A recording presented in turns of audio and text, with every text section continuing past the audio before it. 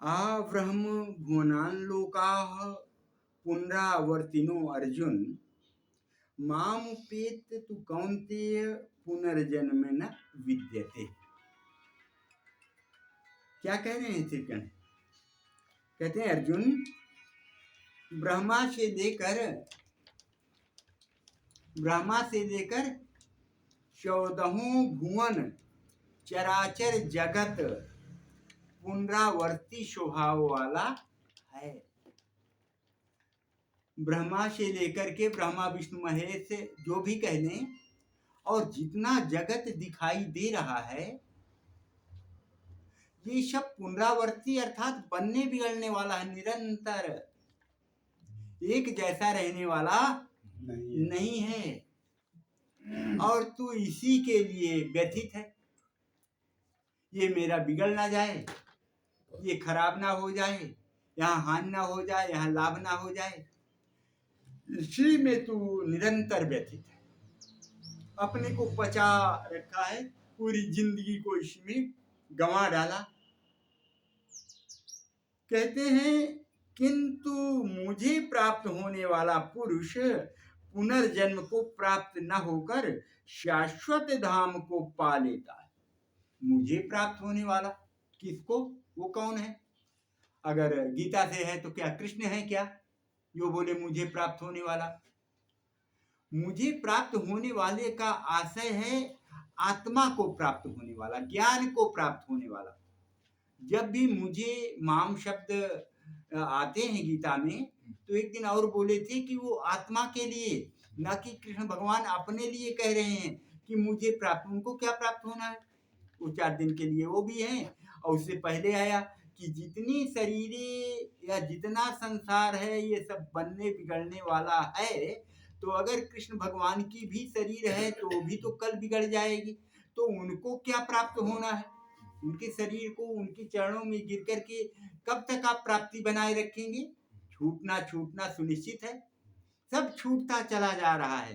तो जो माम शब्द आ रहा है, ब्रह्म भुवनान् लोकाः पुनरावर्तिनो अर्जुन, अय अर्जुन, ये पूरा ब्रह्म से लेकर के जितना संसार दिखाई देता है ये पुनरावर्ती है, बनने बिगड़ने वाला है। इसमें तू रति लगा करके इसी के पीछे पच के अपनी जिंदगी को तबाह मत कर दे। तो फिर क्या करूं? तो बोले मामुपेत तू कौन्तेय, तू मुझे प्राप्त हो।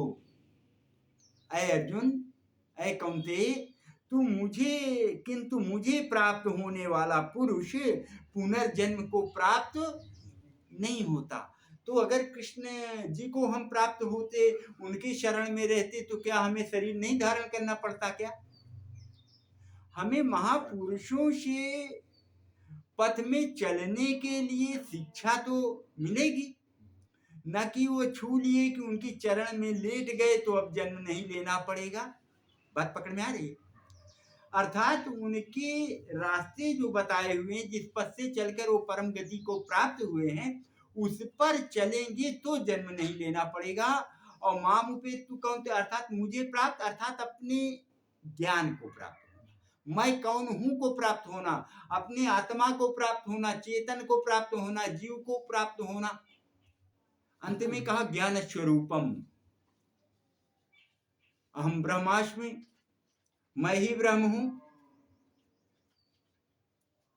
फिर सामने वाला कहा कि फिर मैं कौन हूं? तो बोले तत्त्वमसि, तू भी वही है, तू भी वही है। तो बोले और ये सब पूरा संसार जो दिखाई दे रहा है, बोले अयम आत्मा ब्रह्म, जितनी आत्माएं दिखाई दे रही ये सब ब्रह्म ही ब्रह्म है। तो बोले ये तो 3 प्रकार की परिभाषा निकली, कोई एक शब्द में कहो तो बोले प्रज्ञानम ब्रह्म, ज्ञान ही ब्रह्म है। वही कह रहे हैं यहाँ, मुझे जो प्राप्त होगा वो पुनरावर्ती, अर्थात उसे दोबारा जन्म नहीं लेना पड़ेगा। तो मुझे कौन? ज्ञान को, मैं ज्ञान हूं, मैं ज्ञान स्वरूप हूं, हम शुद्ध चेतन ज्ञान स्वरूपम। मेरा वास्तविक स्वरूप जो है वो ज्ञान स्वरूप है। मैं ज्ञान हूं, चेतन, जीव, सोल, रूह, जिस शब्द से उसे हम जाने वही मैं हूं। मुझे प्राप्त होना अर्थात अपने चेतन आत्मा को, ज्ञान को, मैं कौन हूं को प्राप्त होना, मैं जो आता है यही तो वो है मैं। इसलिए कहते हैं वो शाश्वत धाम को पा लेता है। अशाश्वत और शाश्वत, अशाश्वत जो बनने बिगड़ने वाला है, जैसे इसको बोला करते हैं कि ये जो है आपका जो संसार है ये दुखालयम अशाश्वतम है, दुख का आलय है, अशाश्वत है अर्थात हमेशा एक जैसा रहने वाला नहीं है। इसलिए इसे बिल्कुल सजग हो जा।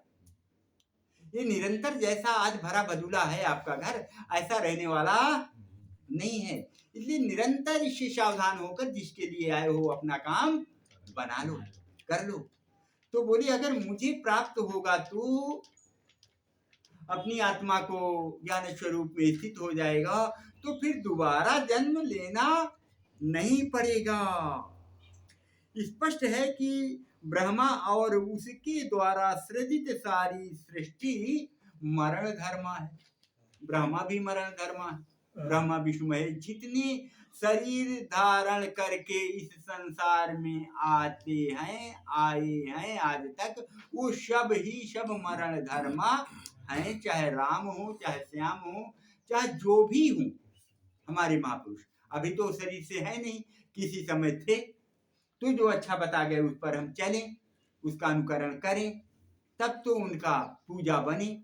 और घंटी बजाना, टल्ली बजाते रहना, माथा रंग लेना, चोटी गांठ लगा लेना, पीतांबर श्वेतांबर रक्तांबर से बात बनने वाली नहीं है।